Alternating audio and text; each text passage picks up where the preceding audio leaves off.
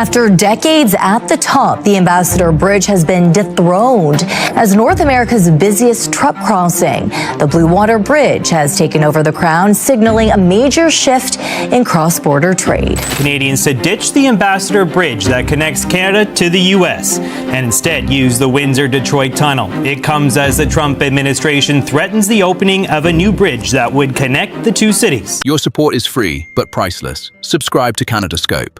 There is something strange going on at the busiest trade border in North America. And the wildest part is this: nobody made some big official announcement, no major press conference, no dramatic warning, but somehow, billions of dollars in cargo have quietly started moving in a different direction.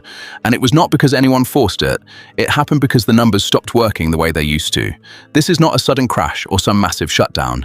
It is slower than that, but way more serious. It is a steady shift where thousands of trucking choices started piling up day after day, until one moment the whole ranking flipped. And once that happened, one of the most important trade routes on the continent was no longer sitting at number one. For decades, the Ambassador Bridge, connecting Windsor, Ontario to Detroit, Michigan, was not just busy, it was a backbone. Whole industries leaned on it, especially the auto industry, where timing is everything. In that world, even a 20-minute delay can turn into a serious problem across assembly plants that rely on just-in-time delivery. That kind of dependence created an invisible trap.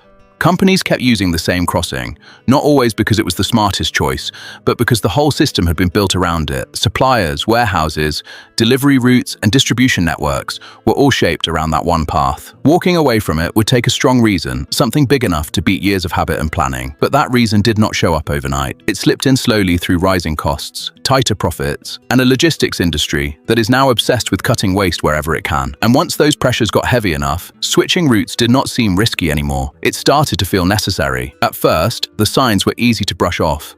Truck numbers at the Blue Water Bridge in Sarnia, Ontario, slowly started climbing, while Windsor saw a small drop. Nothing too shocking. It looked like the kind of thing people could blame on seasonal changes or short-term rerouting. But here is where it got interesting. The trend did not bounce back. It kept going month after month, quarter after quarter, until it became too clear to ignore. By 2025, the shift had turned into something historic. The Blue Water Bridge recorded about 2.1 million truck crossings, while the Ambassador Bridge had around 1.9 million.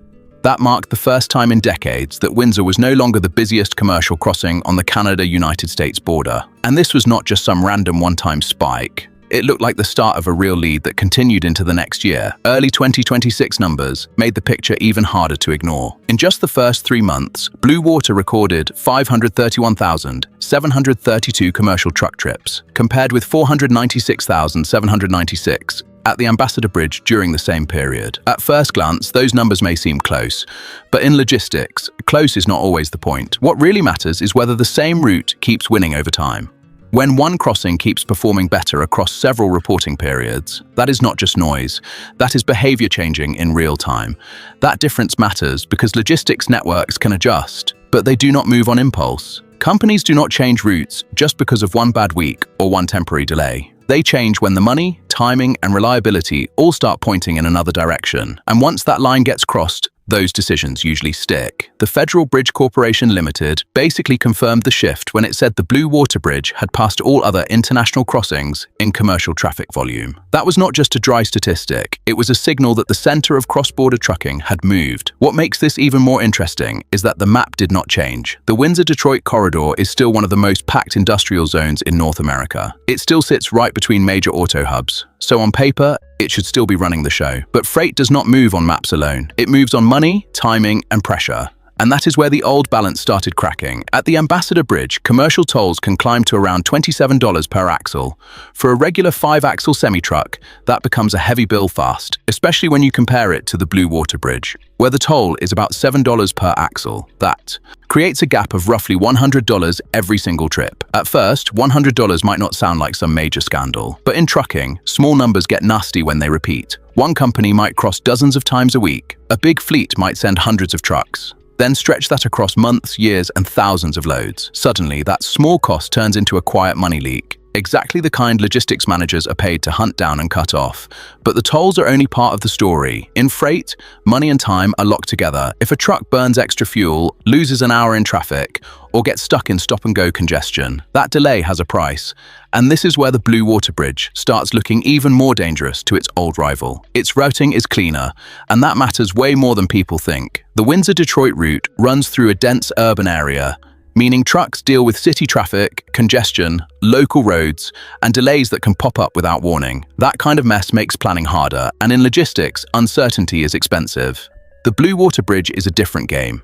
It links smoothly with Highway 402 in Ontario, plus Interstate 69 and Interstate 94 in Michigan. That gives truckers a much cleaner freeway-to-freeway flow. Instead of crawling through traffic, drivers can keep steadier speeds, save fuel, protect their hours, and avoid the kind of slow grind that quietly eats into profits. So when lower tolls meet smoother roads, the choice stops being about habit and starts being about survival. Modern logistics companies are built to chase efficiency. They track transit times, fuel burn, driver hours, delay risk, long-term costs, and real-time conditions. Nothing gets ignored anymore. That is why many companies are now willing to drive about an extra hour north to Sarnia. On the surface, that sounds backward. Why go farther? But if the longer route saves money and gives more predictable timing, it stops being a sacrifice. It becomes the smarter move. And once enough companies figure that out on their own, the shift starts moving faster. Every truck that picks Blue Water makes that crossing look stronger. Every truck that skips the Ambassador Bridge chips away at its old dominance. Nobody needs one big announcement. Thousands of quiet decisions start pushing the whole system in a new direction. This is not just some local border drama either. The Canada-United States border moves about $3.6 billion in trade every day, and a huge share of that passes through southern Ontario. So even a modest traffic shift can send ripples through supply chains, factory schedules, warehouses, trucking companies, and local economies that depend on smooth cross-border movement. And this is happening while supply chains are already under serious pressure. Trade tensions, added costs, and tariffs have made key industries more fragile. Metal tariffs, including 50% tariffs affecting steel and aluminum, have squeezed producers and pushed companies to get ruthless about cutting waste wherever they can find it. You can see that pressure in the regional economy too. Areas like Windsor-Sarnia have faced unemployment around 10% as the auto sector adjusts to changing demand, higher costs, and tougher competition. In that kind of environment, businesses do not have much room to casually absorb costs they could avoid. So every dollar saved on tolls and every minute saved on the road becomes more than a nice bonus. It becomes a competitive weapon. A route can have decades of history behind it, but if it stops delivering the best value, companies will start walking away from it. That is what makes this shift so serious. This is not a temporary detour or a random correction.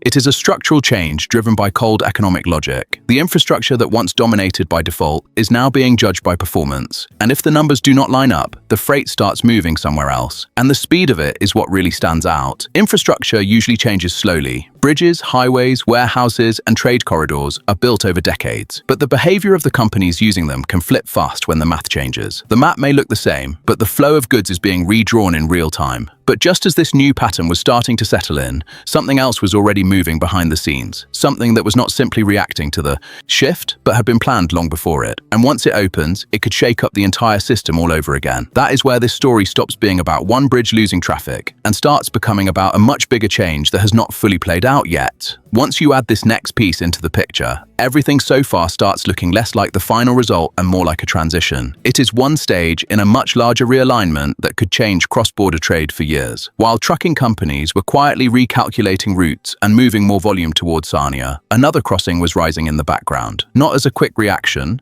but as a planned move to rebuild the Windsor-Detroit corridor from the ground up. And the closer it gets to opening, the more it starts affecting decisions before a single truck even crosses it. The Gordie Howe International Bridge was designed for a very specific reason. It was not just meant to add space.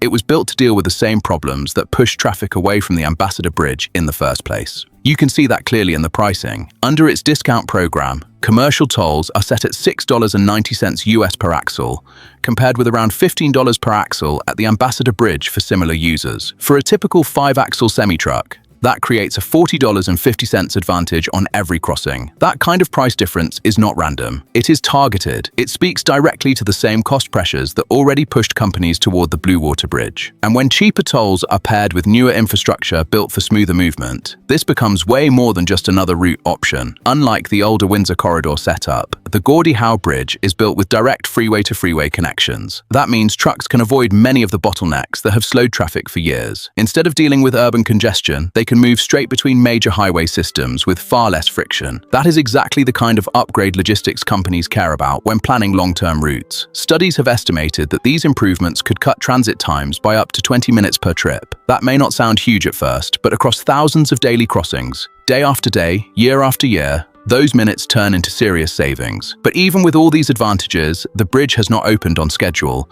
Delays have pushed the launch beyond earlier expectations, leaving companies in a weird position. They know a major new option is coming, but they cannot fully use it yet. So they are forced to plan around infrastructure that is still not active. Some estimates suggest the delays are costing up to $7 million per week in lost economic activity. That shows just how important this bridge is expected to be, not only for local traffic, but for the wider flow of trade between Canada and the United States. As of April 2026, the bridge remains unopened, with 2 previous delays already recorded and no final timeline confirmed. But uncertainty does not stop logistics companies from planning. Freight is not just reactive, it is predictive. Many operators are already modeling how their routes could change once the bridge opens. They are checking tolls, travel times, driver hours, possible choke points, and how quickly they should move volume when the chance comes. What makes this even messier is that the bridge sits right where economics and politics collide. And once politics enters the picture, the risks go beyond simple traffic, tolls, and timing. Public statements from political leaders can shift expectations fast, even before anything physically changes on the ground. The tension jumped when Donald Trump threatened to block the bridge's opening, framing it around fairness and compensation. That instantly changed the conversation. Suddenly, this was not only about moving trucks faster, it became a political fight, adding uncertainty that logistics companies cannot easily measure, but still have to factor in. Canada's position has stayed focused on the original agreement. That deal goes back to 2012, when Canada made an arrangement with Michigan to finance the full $6.4 billion construction cost. That included the bridge, customs plazas, and connecting infrastructure on both sides of the border. In exchange, the deal included a long-term revenue-sharing setup, where Michigan receives 50% of net toll revenue after Canada recovers its investment. So from Canada's side, this was not some loose handshake or last-minute idea. It was a formal plan built into the project from the start. That agreement also received support through several levels of government. It included a presidential permit issued by the U.S. State Department in 2013, making it a long-established framework rather than a fresh negotiation. That is why many officials see the political pushback as more about public messaging than the actual substance of the deal. Inside Michigan, the reaction to blocking the bridge has been mostly negative from both political sides. Leaders have warned that stopping it from opening could hurt the state's economy, especially because the Detroit-Windsor corridor handles almost a quarter of all merchandise trade between Canada and the United States. A huge part of that trade is tied to manufacturing, where fast and reliable border movement is not optional. It is survival, and that brings the whole story back to the main force behind everything. Politics can delay a project and create noise, but the real power is still the economy. Once infrastructure is available, companies use the routes that save the most money, protect the most time, and create the least drama. Right now, the Blue Water Bridge has the upper hand because it fits today's cost, and efficiency needs better. But that lead is not locked in forever. Once the Gordie Howe Bridge enters the game with lower pricing and a modern design, it could pull traffic back toward the Windsor-Detroit corridor and force every crossing to fight harder for volume. What we may see is not a simple comeback story. It may be a full redistribution, where trucks spread across several routes based on real-time conditions instead of old habits. Companies will keep chasing the best mix of cost, speed, and reliability, and no bridge will be able to coast on reputation anymore. That puts the Ambassador Bridge in a tough spot. It is getting squeezed from both sides. The Blue Water Bridge is pulling trucks away with lower tolls and smoother routing, while the Gordie Howe Bridge is coming in with a design built to solve the exact problems that weaken the Ambassador Bridge in the first place. Under that kind of pressure, keeping its old dominance becomes harder without major changes to pricing or efficiency. In a more competitive system, standing still basically means falling behind. This is not just a traffic shift. It is a whole new way of judging cross-border infrastructure. The old hierarchy is being replaced by performance. Routes are no longer winning just because they have history behind them. They have to prove themselves with measurable results. Lower costs, faster trips, fewer delays, and better reliability. That change could bring real benefits, like cheaper freight movement and smoother supply chains, but it also creates new risks. More competition can mean more uncertainty,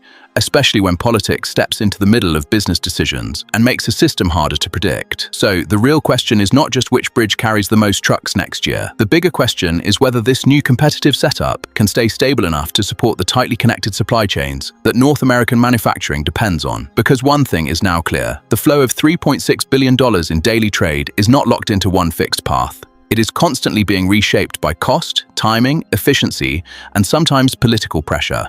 And even a small shift in that flow can hit industries, jobs, and regional economies in a big way.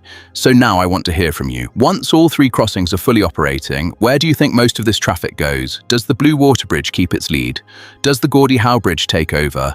Or do we end up with a totally new balance that looks nothing like the system from just a few years ago? Drop your thoughts below, because this story does not stop at trucking. It spreads into jobs, factories, supply chains, and entire communities on both sides of the border. And if you want to stay ahead of stories like this, subscribe to Canada Scope. The next big shift in this system might not creep in slowly. It might hit all at once.